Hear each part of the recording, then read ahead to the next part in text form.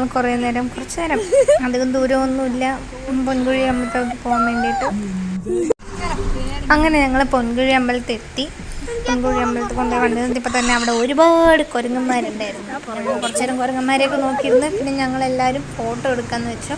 പൊൻകുഴി അമ്പലത്തായിരുന്നു ഞങ്ങൾ ബലിയിടാനൊക്കെ വരുന്നത് ഈ അമ്പലത്താണ്.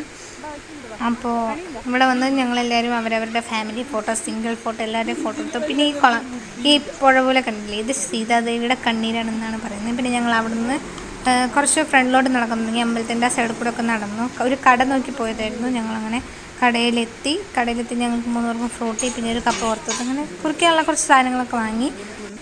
പിന്നെ അത് കഴിഞ്ഞ് നടന്ന് വരാൻ നേരത്ത് എല്ലാവരോടും സാധനങ്ങളൊക്കെ എടുത്ത് ബാഗിലിട്ട് വെക്കാൻ പറഞ്ഞു. കാരണം എന്താണെന്ന് വെച്ചാൽ കുരങ്ങന്മാരുള്ളതുകൊണ്ട് അവർ നമ്മളിൽ നിന്ന് തട്ടിപ്പറിച്ചു പോകണം. അപ്പോൾ ഇതോടെ ഇന്നത്തെ വ്ളോഗ് തീരുകയാണ്. Bye bye.